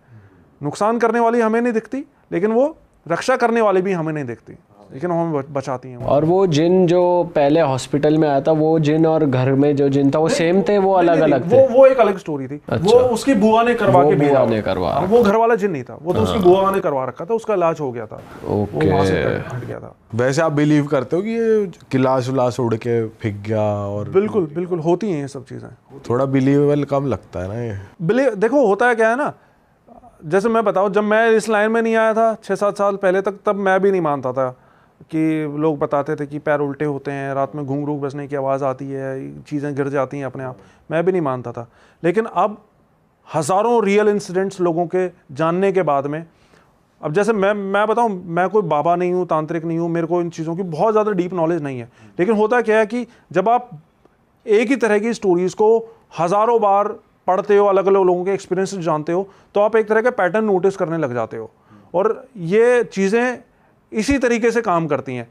अगर आप किसी ऐसे घर में रहने जा रहे हो, ऐसे घर में रह रहे हो जहाँ पे कि कोई पैरानॉर्मल एंटिटी पहले से रह रही है, तो वो आपको इशारा देगी कि भाई आपका यहाँ पे रहना मुझे पसंद नहीं आ रहा, आप यहाँ से चले जाओ। ऐसा नहीं कि वो जाते ही आपको मारने लग जाएगी या सब, वो आपको इशारा देगी। अगर इशारा समझ के आपने वो घर छोड़ दिया तो ठीक है, या फिर इलाज करवा लो उसका, लेकिन अगर आप इन सब चीज़ों को इग्नोर करते रहे और रहते रहे तो फिर वो उनकी चीज़ें बढ़ती हैं और फिर आपको ज़्यादा कुछ भी हो सकता है। फिर बहुत से केसेस में जान तक भी चली जाती हैं। ये भी एक हमने नया सुना कि वो लेविटेट कर रही है, हवा में उड़ गई है, ये भी थोड़ा बिलीवेबल कम है। ये देखो, मेरे पास जितनी भी स्टोरीज आती हैं ना, वो मेरे व्यूअर्स की भेजी हैं, ये मेरी स्टोरी बनाई हुई नहीं है। आप उनसे मांगते हो प्रूफ वगैरह? किसी केस में वो प्रूफ भी इसका देते हैं? तो क्या ही प्रूफ हो नहीं, पर वैसे जो कुछ चीजें होती हैं, कुछ प्रूफ आते हैं अगर किसी का कोई वीडियो है, कोई फोटो प्रूफ है, तो वो मुझे भेज देते हैं, लेकिन कुछ चीजें ऐसी होती है जिनका तो प्रूफ नहीं हो सकता। इस चीजों का तो नहीं हो सकता। अब जैसे मैं बताऊं ना, आजकल तो बहुत हॉरर के नाम पे बहुत कुछ चल रहा है, और चूंकि मैं खुद इस लाइन में हूं तो मैं जानता हूं कि कौन सी चीज़ें रियल हैं, कौन सी स्टोरीज रियल हैं और कौन सी स्टोरीज स्क्रिप्टेड हैं। मेरे पास डेली राइटर्स की ईमेल्स आती हैं कि हम फलाना चैनल्स के लिए स्टोरीज लिखते हैं, आप भी हमारी स्टोरीज लिखवा लो, लेकिन मैं कभी भी स्टोरीज नहीं लिखवाता। मतलब कहने का मतलब पॉइंट ये है कि ऐसा नहीं है कि इंटरनेट के ऊपर जितनी भी स्टोरीज दी हैं वो सारी रियल ही हैं, स्क्रिप्टेड स्टोरीज भी होती हैं, because end of the day लोगों को अपने चैनल से चलाने। ये होता है ना, है किसी की बता किसी और ने दी, किसी से सुनी, ये ज़्यादा होता है। बहुत सी स्टोरीज तो मैंने अपने चैनल पे ऐसी सुना रखी हैं जिनको कि कैरेक्टर्स और स्टेट्स और नाम वाम चेंज करके लोगों ने पता नहीं किस किस तरह के वर्जन्स अपने चैनल्स पर डाल लिए हैं। अच्छा, चलो मैं आपको एक इंसिडेंट और बताता हूँ। मतलब ज़्यादा बड़ी स्टोरी नहीं है, मुझे किसी ने भेजी भी नहीं है। अभी जब मैं बता रहा था ना कि हमें ऐसी चीज़ें भी होती हैं जो हमारी रक्षा करती भी हैं, हमारी रक्षा करने के लिए भी हमारे साथ में होती हैं, तो मेरे को ये छोटा सा इंसिडेंट याद आया। ये 25-30 साल पहले की बात है, और ये हमारे जब छोटे छोटे थे हम उस टाइम पे, तो नानी के यहाँ घूमने जाते थे ना, तो उन दिनों की बात है ये। तो एक बार क्या हुआ कि मैं अपनी नानी के यहाँ पे जा रखा था ना, तो जैसे गाँव में क्या होता है कि किसी के घर में शादी वादी होती है तो रात में गीतों वीतों का प्रोग्राम होता है, तो आस पड़ोस की जितनी भी गली की मोहल्ले की औरतें होती हैं वो सारी घर में जाके गीत वीत गाती हैं, और वो रात में अपना देर रात तक 11-12 बजे तक चलता है प्रोग्राम। तो ऐसे ही उस टाइम पे किसी घर में, गांव में किसी घर में शादी थी और रात में गीतों का प्रोग्राम होता था। तो रात में सारी लड़कियां वड़कियां गई, आसपास की औरतें भाभियां लड़कियां वड़कियां गई, और फिर जब वो प्रोग्राम ख़त्म हुआ तो सब अपने अपने घर जाने लग गई। तो उसमें से एक लड़की थी, उसका घर थोड़ा सा आगे की तरफ पड़ता था, मेन रोड से होता हुआ आगे की तरफ पड़ता था। तो वो लड़की अकेले अकेले अपने घर जा रही थी। तो जब वो अपने घर जाने लग गई ना, तो उसको बीच में एक बूढ़ी औरत मिली। उसने उससे पूछा, बूढ़ी औरत ने उससे, कि कहाँ जा रही है? तो उसने बोला मैं अपने घर जा रही हूँ। तो उसने बोला कि एक काम कर, तो मेरे साथ कुएं पे चल, जिस घर में शादी है इनका पानी ख़त्म हो गया है और मेहमान आ रखे हैं, तो पानी की ज़रूरत है, पानी भर के लाना पड़ेगा कुएं के लिए, वो पानी भर के लाना पड़ेगा कुएं से। तो गाँव में इस तरह की चीज़ों के लिए कोई भी मना नहीं करता, खासकर लड़कियाँ तो मना नहीं करती हैं पानी वानी भरने के लिए। तो बोली ठीक है चलो पानी भर ले आते हैं कुएँ से। तो जो कुआँ था वो गाँव से बाहर पड़ता था, तो वो बूढ़ी औरत उसके साथ साथ कुएं के बाहर, गांव के बाहर कुएं तक पहुंच गई। अब वो जगह बिल्कुल, वहाँ पे कोई लाइट वाइट नहीं, कुछ भी नहीं वहाँ पे, क्योंकि रात में कोई पानी भरने तो जाता नहीं है, लेकिन वो उसको ले गई थी। तो कुएं के पास में पहुँच के उस बूढ़ी औरत ने उससे बोला कि तू एक काम कर, तू यहाँ पर खड़ी हो, मैं भी आ रही हूँ। पता नहीं वो क्यों उसको वहाँ पर छोड़ के चली गई। तो वो लड़की अपने, ज़्यादा बड़ी उम्र नहीं थी उसकी, 15-16 साल की लड़की थी वो। तो वहाँ पे कुएं के पास खड़ी हो गई वो लड़की और उस बुढ़िया का आने का वेट करने लग गई। रात का 11:30-12 बजे के टाइम, पूरे गांव में कहीं कोई इंसान नज़र नहीं आ रहा, अंधेरा है अंधेरा। वो लड़की वहाँ पे खड़ी हुई, उसका आने का वेट कर रही। अब क्या हुआ, जब वो वहाँ पे खड़ी थी ना, तो उसके पास एक बूढ़ा आदमी आया। उस आदमी ने ऊपर से नीचे तक सफ़ेद कपड़े पहन रखे थे। तो वो बूढ़ा आदमी आया तो उससे लड़की से पूछा कि क्या वो बेटी यहाँ पे क्यों खड़ी हुई है? तो उसने बताया कि वो शादी है इनके घर में, उनका पानी ख़त्म हो गया है, तो मैं यहाँ पे पानी भरवाने के लिए आई हूँ। तो उस आदमी ने उससे बोला कि यहाँ मत खड़ी हो, अपने घर चली जा, कोई पानी वानी भरने नहीं आ रहा है यहाँ पे, वो अब नहीं आने वाली यहाँ पे, तो अपने घर चली जा।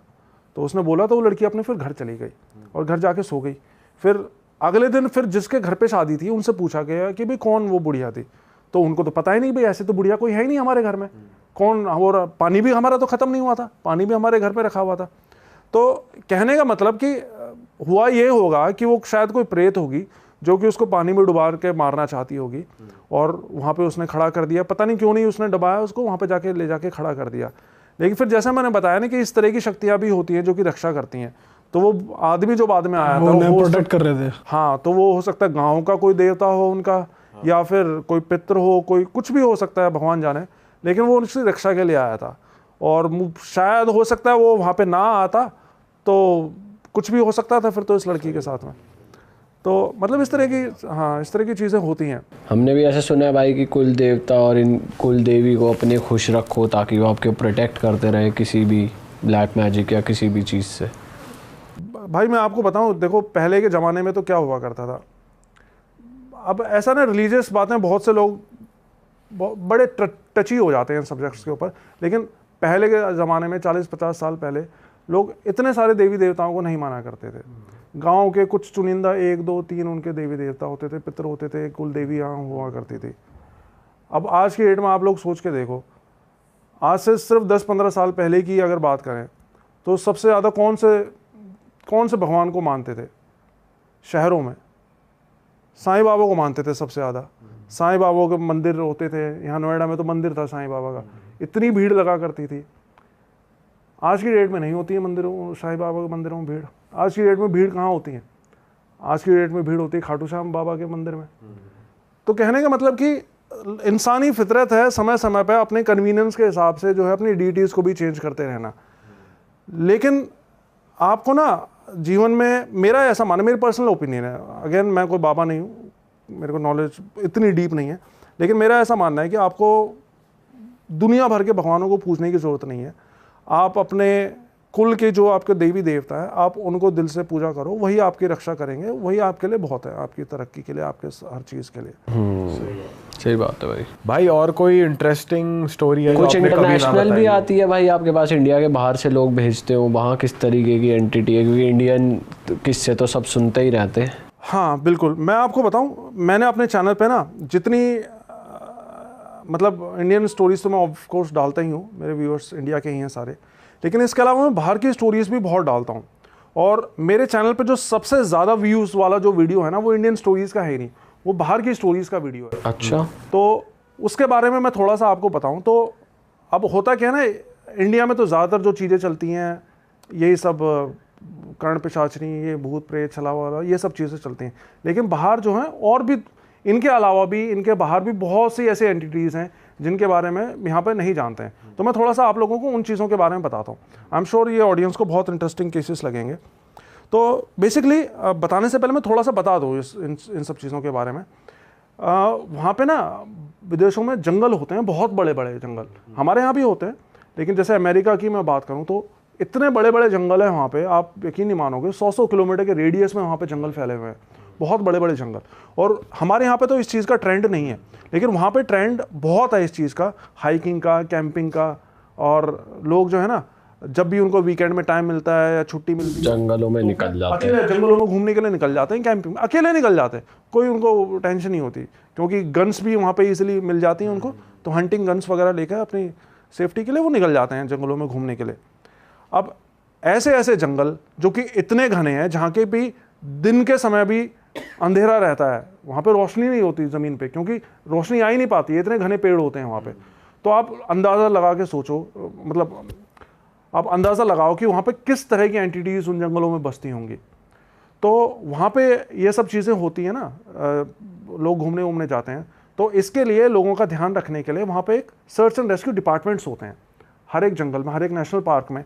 तो in search and rescue departments का काम क्या होता है कि जंगल में जो भी घूमने आ रहे हैं लोग, उनको अगर वो खो जा रहे हैं या उनको कोई चोट लग जा रही है, कोई एक्सीडेंट हो जा रहा है, तो उनको जंगल से निकालना है, क्योंकि गाड़ियाँ नहीं जा सकती हैं जंगलों के अंदर, एम्बुलेंसेस नहीं जा सकती हैं, तो इंसान ही जाके उनको ढूंढ सकता है, इंसान मतलब ऑन फुट ही जाना होता है। तो उसके लिए वहाँ पे सर्च एंड रेस्क्यू टीम्स होती है। तो सर्च एंड रेस्क्यू ये जो ऑफिसर्स होते हैं, ये 30-30, 35-35 साल की सर्विस में जंगलों में इन्होंने खाक छानी है, तो इन्होंने ना जाने किस किस तरह की चीज़ें जो है जंगलों में एक्सपीरियंस कर रखी होती हैं। तो इसी तरह के एक ऑफिसर की मैंने कुछ स्टोरीज़ डाली थी अपने चैनल पे कुछ साल पहले, और बहुत सारे ऐसे वीडियोस डाल चुका हूँ। तो उन्हीं केसेस के बारे में थोड़ा सा आपको अब बताता हूँ कि भाई कैसे कैसे केसेस होते हैं। मुझे पर्सनली इस टाइप के केसेस ज़्यादा अच्छे लगते हैं भूतों वगैरह की स्टोरीज़ को, क्योंकि भूतों वगैरह की स्टोरीज़ एक पॉइंट के बाद में प्रिडिक्टेबल हो जाती है, एक ही सेम पैटर्न हो जाता है उनका कि भाई पैरानॉर्मल हुआ, फिर बाबा के पास गए, उन्होंने बचाया, ये सब। लेकिन ये चीज़ें बिल्कुल अलग होती हैं। और एक और चीज़ मैं बता देता हूँ, अगर ऑडियंस चाहती है इन सब चीज़ों के बारे में जानना, तो एक डेविड पोलाइडिस करके है, एक इंडिपेंडेंट इन्वेस्टिगेटर है। ये पहले यूएस पुलिस में हुआ करते थे, लेकिन रिटायरमेंट के बाद में इंडिपेंडेंट इन्वेस्टिगेटर हो गए। और वहाँ पे बताते हैं कि जंगलों में लोग इतने गायब होते हैं, इतने खो जाते हैं जंगलों में, कि एक तरह की वहाँ पे साइलेंट त्रासदी बन चुकी है। वहाँ पे बड़े बड़े आर्टिकल्स छपे हुए हैं इस चीज़ों के ऊपर कि जंगलों में लोग गायब हो कहाँ रहे हैं, जा कहाँ रहे हैं लोग। उनको एडमिनिस्ट्रेशन भी दबा के रखती है इन सब मामलों को, और मीडिया भी उनके बारे में ज़्यादा बात नहीं करती है, लेकिन लोग पता नहीं कहाँ गायब हो जाते हैं। तो ये जो बंदा है डेविड पोलाइडिस, इसने अपनी पूरी बुक सीरीज़ निकाल रखी है, मिसिंग 411 करके, आप गूगल पे चेक कर सकते हैं, मिसिंग 411। इनकी डॉक्यूमेंट्रीज़ भी बनी हुई है, और मेरे ख्याल से प्राइम पे भी हैं इनकी डॉक्यूमेंट्रीज़, और यूट्यूब पे भी वीडियोस हैं, लेकिन वो सारे इंग्लिश में हैं। अगर हिंदी में देखना हो तो आप मेरे चैनल पे देख सकते हैं, मैंने कई वीडियोस डाले हैं। तो इन्हीं के केसेस से रिलेटेड मैं कुछ एक दो केसेस आपको बताता हूँ, बड़े इंटरेस्टिंग हैं। तो एक बार क्या हुआ कि एक ना ग्रुप था कॉलेज स्टूडेंट्स का, 18-19-20 साल के उम्र के 3-4 लोग थे, और एक कैंपिंग के लिए गए हुए थे, पिकनिक वगैरह मनाने के लिए। तो इनके ग्रुप में एक लड़की थी, 18-19 साल की थी, तो वो खो गई, कहीं रास्ता भूल गई। तो इन्होंने सर्च एंड रेस्क्यू टीम को बताया कि भाई आप, हमारी जो लड़की है वो खो गई है। तो उन्होंने सर्च ऑपरेशन चलाया उस लड़की को ढूंढने के लिए। तो जब होता क्या है कि जब तक मिल नहीं जाता तो ये लोग कोशिश करते हैं कि भाई ढूंढते ही रहें उसको काफ़ी देर रात तक। अगर मौसम ख़राब हो जाता है तो ढूंढना एक बार के लिए बंद भी कर देते हैं, लेकिन बाई चांस की बात है कि उस रात मौसम ख़राब नहीं था, तो ये रात में 11-12 बजे तक उस लड़की को ढूंढते रहे। और 11-12 बजे के ढूंढने के बाद में इनको वो लड़की मिल गई। और जब वो मिली ना इनको लड़की, तो उसके एक पैर में जूता नहीं था, उसका जो बैकपैक था वो भी गायब हो रखा था, और वो एक सूखे से बड़े से पेड़ के अंदर बैठी हुई थी, ऐसे दुबक के, जैसे किसी से डर के बैठी हो। लेकिन वो इनको मिल गई। फिर मिली तो ये उसको अपना बेस पे लाने लगे पैदल पैदल। अब क्या हो रहा था, ये 3-4 सर्च एंड रेस्क्यू ऑफिसर्स थे, इनके साथ साथ में वो लड़की थी, और ये पैदल पैदल चलते हुए आ रहे हैं जंगल से, बेस की तरफ जा रहे हैं। लेकिन जब वो लड़की चल रही थी ना, तो बार बार पीछे मुड़ मुड़ के देख रही है, ऐसे जैसे कि मतलब उसका ऐसा लग रहा है जैसे पीछे से कोई आ रहा है और उनको देख रहा है, जबकि वहाँ पे कोई था नहीं ऐसा। तो इन्होंने उस लड़की से पूछा भी कि तुम ठीक हो, तुम्हारी तबीयत ठीक है? तो उनको लगा कि भाई डर गई होगी और जो है ट्रॉमा होगा, इसलिए शायद ऐसी हरकतें कर रही है अजीब अजीब। लेकिन फिर एक जगह जाने के बाद में इसने इस बंदे से बोला, इस लड़की ने इस बंदे से बोला कि वो ये कह रहा है कि उसको तुम्हारी कमर पे बना जो चोट का निशान है वो बिल्कुल भी अच्छा नहीं लग रहा है। तो ये बंदा बताता है कि इसके बचपन में कभी कमर पे कोई चोट लगी थी, जिससे कि इसके कमर पे बड़ा सा स्क्रैच का निशान बन गया था, और वो निशान ऐसा था कि शर्ट पहनने के बाद में वो दिखता नहीं था निशान, और उस टाइम पे तो उसने शर्ट के ऊपर जैकेट भी पहनी हुई थी। तो ऐसा हो ही नहीं सकता था कि इस लड़की को पता चल जाए कि इसकी कमर के ऊपर निशान बना हुआ है। लेकिन इस लड़की ने बताया इसको कि तुम्हारी कमर पे जो निशान बना हुआ है उसको पसंद नहीं आ रहा है। तो ये सुनते के साथ में इसको एकदम से रोंगटे खड़े हो गए, और जैसे ही उसने बताया ना, तो इसको अपने कानों में ऐसी झिंगुरों की आवाज़ें सुनाई देने लगी बहुत तेज, जैसे कि इसके कान के पर्दे अभी फट जाएंगे, इस ऑफिसर को, रेस्क्यू ऑफिसर को। लेकिन मजे की बात ये सिर्फ इसी को सुनाई दे रही थी, और जितने भी वहाँ पे बंदे थे इनकी टीम के, उसको किसी को भी नहीं सुनाई दे रही थी। लेकिन फिर जैसे तैसे ये सही सलामत अपना बेस पे पहुँच गए। ये एक छोटा सा केस था। एक और बताऊँ इस तरह का मामला, तो एक बार क्या था, एक औरत थी, सिंगल मदर थी वो, उसके 2 बेटे थे। तो वो अपने दोनों बेटों के साथ में पिकनिक मनाने के लिए गई थी जंगल में। एक सेकंड में ये केस खत्म हो गया यहीं पे। तो लड़की फिर कुछ पोजेस थी, बाद में उसने कुछ बताया, कौन दिखा, किससे डर रही थी, इसका कुछ खुलासा नहीं हुआ? एक्चुअली ये जो बंदा था ये ऑफिसर था, ये इन्वेस्टिगेटर नहीं था। तो ये इसके साथ में इस तरह की जो भी चीज़ें होती थी ये इसने बता रखी थी। क्या हुआ, कैसे क्यों हुआ, किसने करा, इन सब चीज़ों का इसको भी नहीं पता। इसने बस वो बता रखा था भाई ये सब चीज़ें हमारे साथ में होती थी, काम करते दौरान ये सब चीज़ें हुई। तो एक और केस था। अब होता क्या है ना, जैसे हमारे यहाँ पे तो हम ईजिली फेंक देते हैं बातों को कि भाई भूत ने किया होगा, इसने किया होगा। वहाँ पे ऐसा नहीं होता, वहाँ पे इतनी आसानी से फेंकी नहीं जाती बातें। 100% दिख रहा है कि भाई पैरानॉर्मल है, तब भी नहीं बोलेंगे कि ये पैरानॉर्मल है, कि ये किसी भूत ने किया होगा। वहाँ पे इतनी ईजिली थ्रो नहीं की जाती इस तरह की बातें। तो ऐसा ही एक केस और मैं बताता हूँ। ये सिंगल मदर थी और ये अपने 2 बच्चों के साथ में जंगल में पिकनिक मनाने के लिए गई थी। और सुबह शाम तक इन्होंने अच्छे से पिकनिक बनाई, बच्चों ने खूब खेला जंगल में। और फिर शाम को ये वहाँ से आ रहे थे, वापस अपने घर की तरफ आ रहे थे, मतलब जो पार्किंग एरिया था उसकी तरफ जाने लग गए ये होते हुए। और जिस रास्ते से जा रहे थे ना, उसके जस्ट रास्ते के थोड़ा सा साथ में एक नदी पड़ती थी।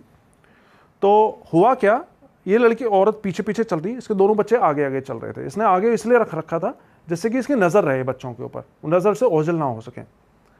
अब चलते चलते इसको एक सेकंड के लिए, सिर्फ 1 सेकंड के लिए ऐसे लगा जैसे इस औरत को पीछे से किसी ने आवाज़ दी। तो इसने यूँ हल्का सा पीछे मुड़ करके देखा और इतनी देर में ही उनमें से एक बच्चा गायब हो गया, उन दोनों में से। तो इसने अपने भाई से पूछा, वो दूसरे बच्चे से पूछा उसके भाई से कि वो कहाँ गायब हो गया।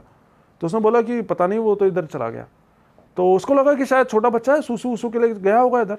तो उसने खूब आवाज़ें लगाई उसको, इधर उधर जाके ढूंढा, लेकिन बच्चा कहीं नहीं मिला। वो तो कहीं नहीं मिला, तो ये भी बेचारी परेशान हो गई, बदहवास हो गई कि बच्चा मेरा कहाँ गायब हो गया। तो उसने जल्दी से एडमिनिस्ट्रेशन को कांटेक्ट किया, सर्च एंड रेस्क्यू एडमिनिस्ट्रेशन को, कि मेरा एक बच्चा खो गया है। तो जब सर्च एंड रेस्क्यू टीम आई तो उन्होंने भी, अब ये टीमें जो होती हैं ना, ये इतनी हाईली प्रोफेशनल होती हैं अपने काम में कि घास पे पैर पड़ा है नहीं पड़ा है, घास को देख के ही बता सकते हैं कि इस रास्ते से कोई गया है नहीं गया, या कोई कपड़े का टुकड़ा फंसा हो। मतलब बहुत ही हाईली प्रोफेशनल होते हैं, इन सब चीज़ों में माहिर होते हैं, देख के बता देते हैं कि भाई कौन किस रास्ते से गया होगा। तो ये टीम यहाँ पे पहुँची तो उन्होंने आसपास के पूरे एरिया को सर्च किया, लेकिन उस एरिया में कहीं कोई अता पता नहीं बच्चे का। मतलब ऐसा लग ही नहीं रहा था कि वो बच्चा वहाँ पे मौजूद भी था। और स्निफर डॉग्स को भी बुलाया गया, स्निफर डॉग्स को भी बच्चे की गंध नहीं मिल रही, जो कि एक बहुत ही अजीब बात थी। हालांकि ऐसे कई केसेस थे जहाँ पे स्निफर डॉग्स को नहीं मिलती थी गंध, इस तरह के केसेस में। तो इनको एक बार के लिए ये भी शक हुआ कि हो सकता है इसकी माँ ने ही कुछ गड़बड़ कर दी हो बच्चे के साथ में, लेकिन वो जो उसकी हालत हो रखी थी उसको देखने से साफ पता चल रहा था कि माँ ने ही हरकत नहीं करी है, माँ ने कुछ नहीं करा बच्चे को। तो एक शक ये भी हुआ कि बच्चा कहीं नदी में ना गिर गया हो, लेकिन वो नदी में भी नहीं गिरा था, क्योंकि उसका जो दूसरा भाई था वो बता रहा था कि वो इस तरफ गया था। और रास्ता भी वो खो नहीं सकता था, क्योंकि वो बिल्कुल सीधा रास्ता था, ऐसा टेढ़ा मेढ़ा नहीं था कि वो पेड़ों वेड़ों में इधर उधर जाके वो खो जाए बच्चा। तो उसके बाद फिर उसको बच्चे को ढूंढने का सर्च ऑपरेशन चलाया गया। अगले 10, 15, 20 किलोमीटर के रेडियस में खूब ढूंढा गया बच्चे को, अगले 30-40 दिनों तक, लेकिन बच्चे का कुछ पता नहीं चला। लेकिन फिर क्या होता है, इस तरह के जब सर्च ऑपरेशन चलाए जाते हैं वहाँ पे, तो वहाँ के लोकल जो वॉलंटियर्स होते हैं, सिविलियंस होते हैं, वो भी ज्वाइन कर लेते हैं। तो वहाँ भी एक लोकल वॉलंटियर ग्रुप था। तो करीब बच्चे के खोने के 40 दिन बाद वहाँ का एक लोकल वॉलंटियर उस जगह से करीब 40-50 किलोमीटर दूर किसी जगह पे ऐसे ही घूम रहा था। एग्जैक्टली बच्चे को ढूंढ नहीं रहा था, क्योंकि इतनी दूर तो बच्चे का, एक छोटे बच्चे का आना इम्पॉसिबल था बिल्कुल। तो वो ढूंढ रहा था, और वो जगह ऐसी थी कि वहाँ पे पहाड़ियाँ थी, स्लैंट पहाड़ियाँ थी, इस तरह की पहाड़ियाँ थी कि वहाँ पे कि जो हाईली प्रोफेशनल हाइकर्स होते हैं उनके लिए भी चढ़ना बहुत मुश्किल होता है वहाँ पे। तो घूमते घूमते ना इसको उस पहाड़ी के बीच में एक जगह, एक गड्ढे में एक लाल रंग की शर्ट उड़ती दिखाई दी। अब इसको तो हुलिया पता ही था बच्चे का, क्या हुलिया फोटो वगैरह थी, उसने उस टाइम पे क्या पहना हुआ था। तो बच्चे ने उस टाइम पे रेड कलर की शर्ट पहनी हुई थी। तो उसने बाइनोकुलर से देखा, तो देखते पहचान गए भाई तो उसी बच्चे की शर्ट है। तो उसने जल्दी से अथॉरिटी में बताया कि भाई बच्चे को, मेरे को इसकी शर्ट दिखी है, यहाँ पे आके पता लगाओ कि क्या है ये। तो इनकी पूरी टीम आई, रेस्क्यू टीम। तो पता चला कि उस स्लैंट पहाड़ी के ऊपर, जिसके ऊपर की चढ़ना अपने आप में इतना मुश्किल था, उस पहाड़ी पे एक छोटा सा गड्ढा था, और उस गड्ढे के अंदर उस बच्चे की लाश को ठूस के घुसेड़ा गया था उस गड्ढे के अंदर। वहां तक पहुंचा कैसे ये पता लगा? नहीं, अभी उसमें मैं बताता हूँ। लेकिन सबसे अजीब बात ये नहीं थी कि उसको ठूसा गया था, सबसे अजीब बात ये थी कि वो बच्चा वहां पे पहुंचा कैसे। क्योंकि जिस जगह से वो गायब हुआ था वहां से वो जगह 40-50 किलोमीटर दूर थी। तो बच्चा पैदल तो चल के नहीं पहुंच सकता था इतनी दूर, इतना कैपेबल नहीं था। और अगर कोई बड़ा भी होता तो इतनी मुश्किल जगह पे उसकी लाश को छुपाने का क्या मतलब हो सकता था उसको। और वो भी इस तरीके से छुपाई गई थी कि भाई वो दिख जाए आते जाते लोगों को, उसकी शर्ट दिख जाए कि यहाँ पे कुछ है। तो इसका मतलब छुपाने का भी मतलब ये था कि इसको बच्चे का पता चल जाए। फिर उस बच्चे का पोस्टमार्टम करा गया। तो पोस्टमार्टम में पता चला कि इस बच्चे की मौत सिर्फ 1 दिन पहले हुई है, और उसकी बॉडी पे कहीं कोई निशान नहीं था। उसके जो पैर के तलवे थे, नंगे पैर था, उसके पैरों में जूते नहीं थे, पैर में एक धूल का तिनका भी नहीं लगा हुआ था। इसका मतलब ऐसा भी नहीं था कि वो पैदल चल के वहाँ पे आया था। उसके बिल्कुल पैर उसके क्लीन थे। और रिपोर्ट में ये आया कि इसकी मौत जो हुई है वो ठंड लगने से हुई है, जबकि वो जो एरिया था वो गर्म एरिया था और वो सर्दियों का मौसम भी नहीं था, गर्मी का मौसम भी नहीं था। उसकी मौत ठंड लगने से हो ही नहीं सकती थी। तो किसी को नहीं पता वो बच्चा कैसे वहाँ पे पहुँचा, कैसे हुआ। हालांकि इस केस में तो खैर ऑडियंस को सुनने में थोड़ा अजीब लगे, इस केस में तो क्योंकि मैंने बहुत सारे केसेस इस तरह के कवर किए हैं, तो ये तो 100% एलियंस का मामला था। उसको एबडक्शन करा गया था और किसी तरह के एक्सपेरिमेंट्स के लिए, और उसके बाद में फिर उसको वहाँ पे ठूंस दिया गया ढूंढने के लिए। एलियन ले गए थे उसे, ये मेरे को ऐसा लगता है। हालांकि हो सकता आप लोगों की बात अजीब लगेगी क्योंकि ऑफ कोर्स ये आपका फर्स्ट टाइम आप इस तरह का कुछ सुन रहे हो, लेकिन मैं इस तरह के बहुत सारे केसेस सुना चुका हूँ, तो मेरे को पता है कि ये एलियन वाले केसेस में इस तरह की चीजें हुई। मतलब जब वो गायब हुआ था तो वो विदिन सेकंड्स ही गायब हुआ था कि मोहम्मद ने पीछे देखा तो वहाँ से गायब हो गया था विदिन सेकंड्स। तो कुछ पैरानॉर्मल भी हो सकता है, बट आप कह रहे हो कि आप प्रेडिक्ट कर रहे हो कि ये हो सकता है एलियंस ने अपडेट करा हो। पैरानॉर्मल भी हो सकता है। एक्चुअली जंगलों की ना अपनी ही कुछ अलग एंटिटीज होती हैं, मेरा ऐसा मानना है।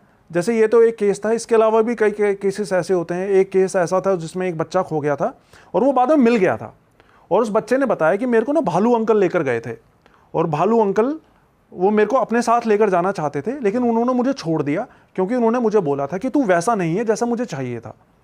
और वो भी बच्चा उनको 15-20 दिन बाद मिला था, और उस जगह पे मिला था जहाँ पे कि वो कम से कम 10 बार पहले ऑलरेडी सर्च कर चुके थे। तो कहने मतलब कि यहाँ पे कुछ ऐसी एंटिटीज इन्वॉल्व हो सकती हैं जो कि जंगलों की अलग ही एंटिटीज हैं, जिनके बारे में हो सकता है हम जानते ना हो, भूत प्रेतों से अलग, जिन्नात वगैरह से अलग। एक और केस बताता हूँ मैं, लास्ट केस आपको बताओ। ठीक है, ये एक बहुत ही फेमस केस था। इसके ऊपर तो बाकायदा मीडिया में भी बहुत चर्चा हुई थी वहाँ पे। ये भी एबडक्शन पे एलियन की। ये एक्चुअली डिसअपीयरेंस का केस था। ये बंदा गायब हो गया था, किसी को नहीं पता ये बंदा कहाँ मिला। जैसे अभी तो मैंने आपको एक केस बताया ना, इसमें बच्चे की लाश मिल गई थी। बहुत से केसेस में ऐसा होता है कि मिलते ही नहीं है वहाँ पे, पता ही नहीं चलता कि गायब हुआ कहाँ, मतलब फेस ऑफ अर्थ से कहाँ चला गया वो बंदा। तो इसमें तो ये बच्चा था, लेकिन इस वाले केस में ना ये एक ट्रक ड्राइवर था, और ये 24 व्हीलर कोई ट्रक होता है, मतलब सबसे बड़ा ट्रक जो होता है ना, वो वाला ट्रक ये चलाया करता था वहाँ पे, डिलीवरी मतलब करता था उस ट्रक की। अब हमारे यहाँ तो जो है लाइसेंस वगैरह इतनी ईजिली मिल जाते हैं, लेकिन वहाँ पे ऐसा नहीं होता है अमेरिका में उनका प्रॉपर साइकिक एवेल्यूशन होता है, मतलब सारी चीज़ें, उनके ड्राइविंग टेस्ट वगैरह होते हैं, और तब उनको लाइसेंस मिलता है। कहने का मतलब कि वो बंदा बहुत ही समझदार बंदा था, वो इतना बड़ा उसको ट्रक दे रखा था, और उसके ट्रक में GPS भी लगा हुआ था। तो एक बार क्या हुआ, वो बंदा एक जंगल के पास से जा रहा था, जंगल के पास से जाते जाते आराम से जा रहा है जंगल के सामने हाईवे से, उसके दिमाग में पता नहीं क्या आया, उसने जंगल में घुसेड़ दिया अपना ट्रक, इतना बड़ा ट्रक। और जंगल में तो अब इतना रास्ता नहीं था कि भाई इतना बड़ा ट्रक जा सके, तो जहाँ तक वो ट्रक ले जा सकता था वो मतलब ट्रक घुसाता ले गया। और इस बीच में जंगल में कुछ लोग भी घूम रहे थे, तो एकदम से वो भी मतलब ट्रक उनके ऊपर चढ़ने वाला था, वो साइड में हटे। तो उन लोगों ने बाद में जब इन्वेस्टिगेशन करी गई, पूछताछ करी गई उस आदमी के बारे में, तो उन्होंने बताया कि जब वो ट्रक चला रहा था तो ऐसे चला रहा था जैसे कि वो ट्रांस में हो, जैसे उसको कुछ होश ही ना हो अपना।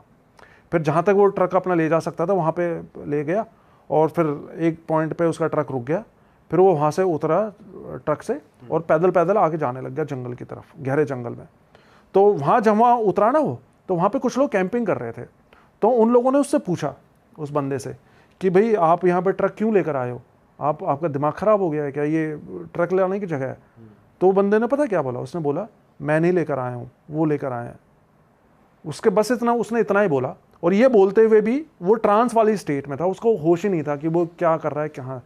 और उसके बाद वो अंदर जंगल में गया, उसके बाद ना उसकी कभी कोई डेड बॉडी मिली, ना उसके कपड़ों के कोई निशान मिले, कुछ उसका अता पता नहीं, वो बंदा कहाँ गायब हो गया। मतलब आराम से बंदा सही सलामत अपना ड्यूटी कर रहा है और अपना डिलीवरी के लिए जा रहा है, बीच में ट्रक घुसेड़ दिया और उसके बाद गायब हो गया। तो इस तरह के बहुत सारे केसेस थे, फिर कभी मैं आप लोगों को सुनाऊंगा। ऑल राइट भाई, क्रेजी एपिसोड, मज़ा आ गया आपके साथ बात करके। आपकी सारी स्टोरीज इतनी वेल नरेटेड थी कि मज़ा दिला दिया आपने, and I am sure audience को भी मज़ा आया होगा। तो दोस्तों इस एपिसोड को तो हम यही ख़त्म करते हैं। आप अगर हमारे चैनल के थ्रू भाई को जान रहे हो तो भाई के चैनल का लिंक हम डिस्क्रिप्शन में भी डाल रहे हैं, गोल बटन भी आ रहा है, आप इनके चैनल पे जाकर और ज़्यादा इंटेंस और हॉरर स्टोरीज सुन सकते हो। और अगर आपको यहाँ पर मज़ा आया तो जैसा हमने स्टार्टिंग में कहा था कि सिर्फ एंटरटेनमेंट पर्पज़ के लिए इन स्टोरीज़ को लें, इनको ज़्यादा हावी मत होने दें अपनी लाइफ में। और बस इस चैनल को भी सब्सक्राइब कर दें, अपना ध्यान रखें, सेफ रहें और हम मिलेंगे ऐसे ही मज़ेदार एपिसोड के साथ। गायब ना होए कहीं भाई जंगल में कहीं भी। अपना ध्यान रखें। और भाई का इंस्टाग्राम भी स्क्रीन पे फ्लैश हो रहा था, जाकर आप फॉलो कर सकते हैं। और बस यार मिलेंगे नए पॉडकास्ट में। Till then bye bye, take care, see you, tata, bye bye.